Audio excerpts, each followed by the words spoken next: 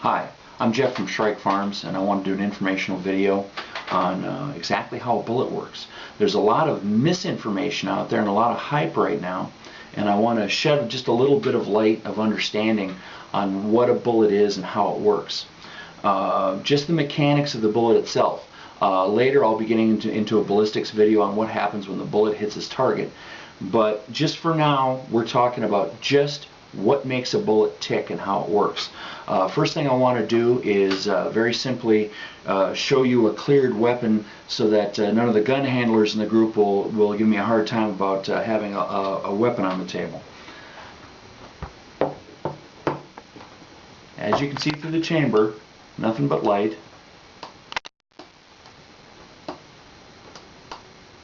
Alright, I'll put that away for now and use that as part of the demonstration in a minute. Over here we have all the different types of known bullets right now. We have just a pistol bullet, a shotgun bullet, old style lead bullet, and a modern jacketed bullet. The neat thing about this demonstration is they all work on the same principle. They all work exactly the same. The .22 is a rimfire. It is the only one that has a difference, but it only varies slightly, and I'll explain that at the end. All bullets work on the same principles. So with that, we're going to get into exactly how a bullet works.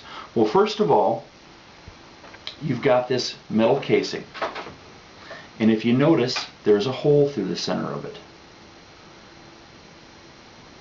That is where the ignition goes in. And the ignition is this little thing right here called a cap.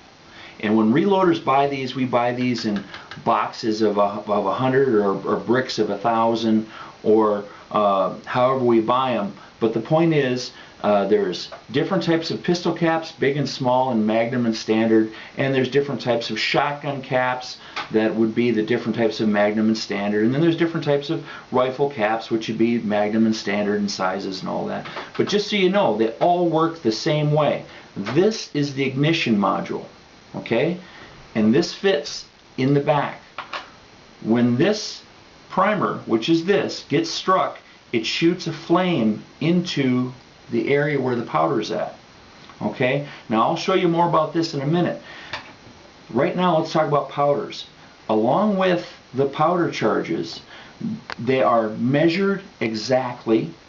It is a very exact hobby to have, very exact science. There's different types of powder that burn at different rates. Now a lot of people get excited and they say, oh, that's explosives, but it's not truly.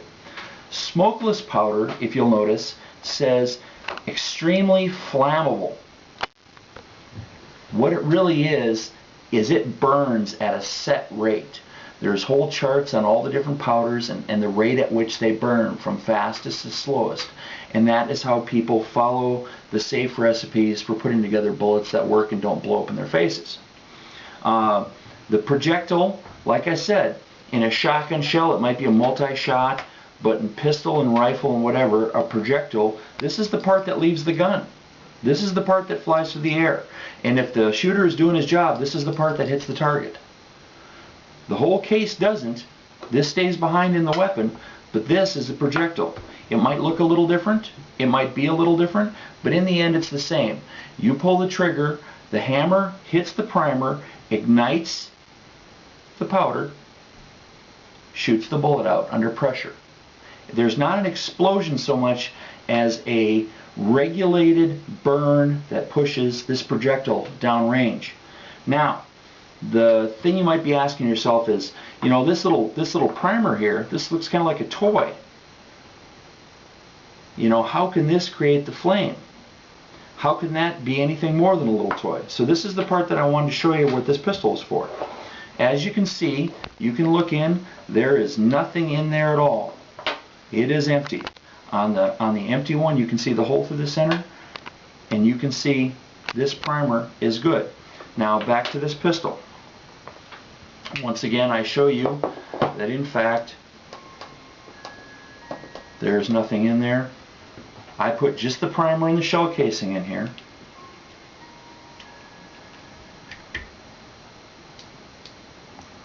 Move it around into position. Move that over there. Move that little dab of powder out of the way. Is that lined up okay? Mm-hmm. And this is going to get a little bit loud. And there goes my dogs. Now, you could see when this went off, this shook. No holes through the paper. You get a nice little burn from that, but it's basically a glorified cap gun. But the neat thing about this is that that primer will fire the exact same way all the time. That primer does the same job every time. It's a very controlled thing. Okay, so there we have a spent primer in a case. Now, had that powder charge been in there and that bullet went in there, I would have this nice 44 caliber hole right through the wall and into the you know, through the buffet and into the wall. That is roughly how this works. There's no magic. There's nothing scary. It's an everyday hobby for everyday guys. The one warning I will say, is this stuff flammable? Yes, it is. Are these little caps explosive? Yes, they are, but in a limited manner. The big thing is this. If you get into reloading, we have reloading manuals. In the reloading manuals, tell us exactly what type of powder, what weight of bullets, everything that we want to do to shoot the different weapons safely. If you're the type of person that can't even follow directions to make jello on the stovetop, you probably can't be trusted doing this. These are all nothing but recipes. If you don't follow them, it can be a recipe for disaster. But if you do follow them, you'll have fun shooting. That's all I got to say. I hope this was informative. This is Jeff from Shrike Farms, and I hope you visit our website. Thanks.